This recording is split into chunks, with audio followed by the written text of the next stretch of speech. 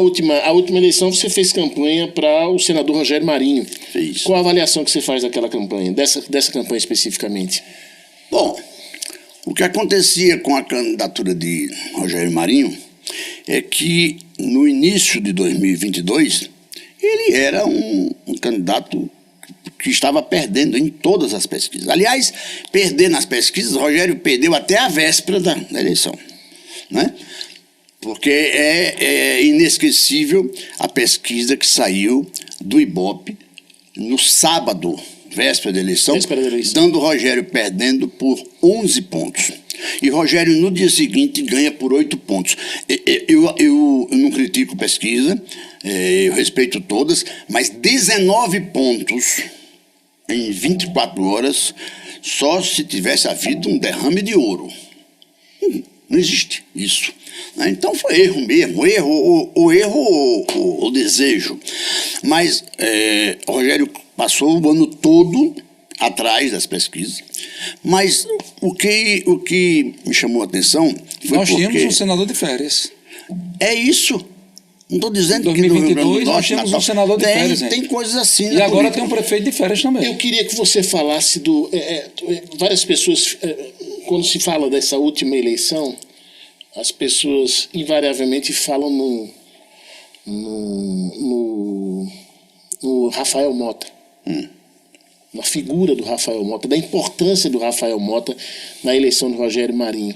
Eu queria que você, como marqueteiro, como analista político, você tinha tão pesquisa qualitativa quanto qualitativa. Qual a avaliação que você faz do Rafael Mota naquela eleição especificamente? Eu acho engraçado quando as pessoas dizem que Rafael Mota foi importante para a vitória de Rogério. Eu não vejo por esse lado, não. Eu acho que Rafael Mota foi importante para ele próprio. Sim. Certo? Aí ele fez a conta, viu que para deputado federal estava difícil a eleição, e eu acho que ele optou o seguinte: bom, se eu perco para federal, eu vou arriscar para senador. Pelo menos lá eu vou brigar com 2 só. A pergunta que não quer calar: você acha que os votos de Rafael Mota e Carlos Eduardo tinham uma interseção? Ele dividiu os votos de Carlos Eduardo ou não? Não, ele pode ter tirado votos de Carlos Eduardo. Não é tirado votos de Carlos Eduardo, é tirado votos que poderiam ir para Carlos Eduardo. E eu acho até que talvez ele fosse majoritário. Se você pegar os votos de Rafael e for... Primeiro, eu acho que a maioria dos votos que Rafael teve, se Rafael não tem sido candidato, tinha ido para nulo. Porque quem votou em Rafael majoritariamente foi o cara de esquerda que não via naquela eleição ninguém de esquerda.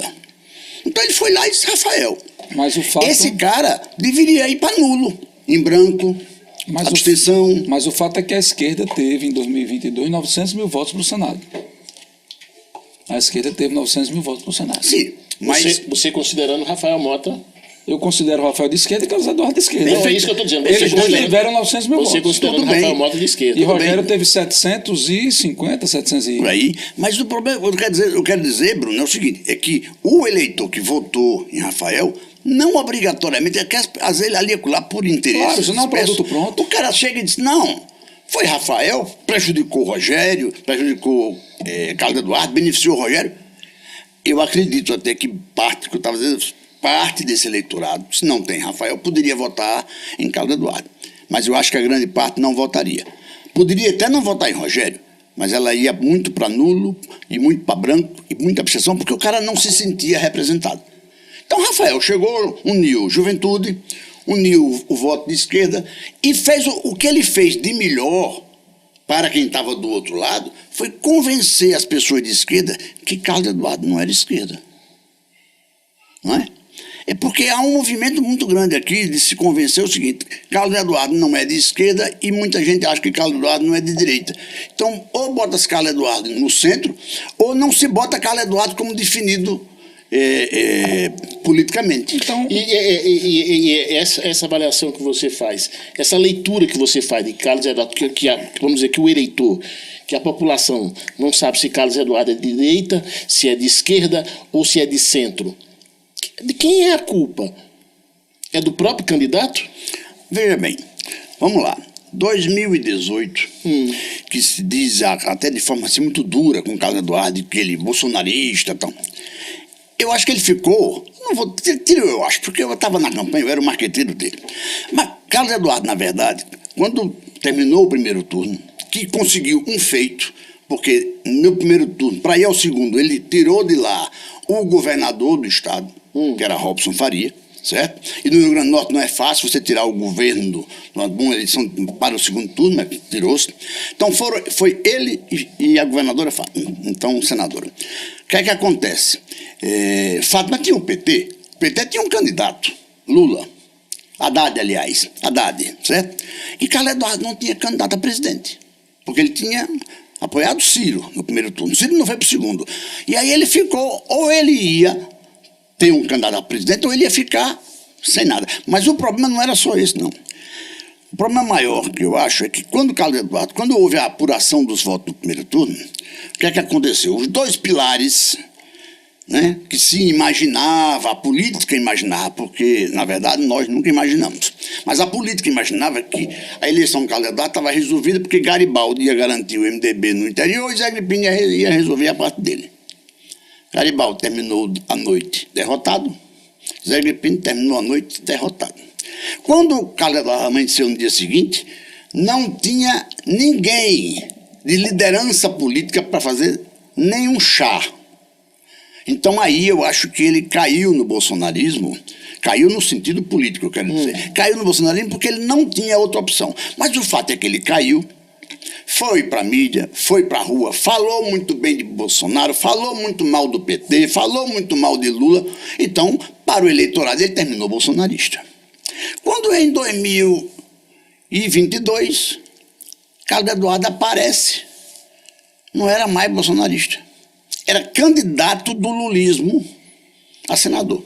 Com Ciro Gomes, candidato a presidente. Sim, mas isso aí, pois é. Eram dois candidatos a presidente. O partido dele tinha um candidato a presidente, mas ele não ficou com o candidato a presidente do partido dele.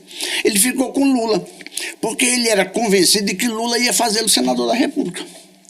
Então o eleitor hoje olha para ele e não sabe dizer. Não sabe. O eleitor que raciocina ideologicamente, né, ele não sabe aonde é que vai encontrar Carlos Eduardo. Agora, a eleição de 24 é municipal, aonde eu acho que a nacionalização poderá não acontecer. Poderá não acontecer. Porque o eleitor pensa mais no caso local. Ele quer saber da vida dele aqui e tal. Mas ninguém sabe se isso não vai Agora, para finalizar, Rafael Mota 2024, que Enio teve essa intenção de lhe perguntar, como é que você avalia e como é que você avalia a gestão daquela candidata a prefeita Fátima Bezerra como governadora pela segunda vez do Rio Grande do Norte. E vencendo a eleição em primeiro turno em 2022. Ele faz 3 perguntas numa só. Aí olha para mim, isso para terminar, né? Vamos lá. Fique à vontade. A primeira, vamos repetir, vamos pegar por passo. Qual é a primeira? Rafael Mota atualmente, candidato a prefeito agora em 2024. Rafael, na minha opinião, tinha condições de brilhar nessa campanha a prefeito de Natal, entrando com um discurso de que não seria o radicalismo de Natália e não seria o falso esquerdismo de Carlos Eduardo. Então, acho que ele entraria bem. Mas ele passou um tempo que ficou claríssimo aí que ele parece que estava lutando mesmo para ser vice-prefeito na chapa de Carlos Eduardo. E o eleitor não é bobo, nem burro. Hoje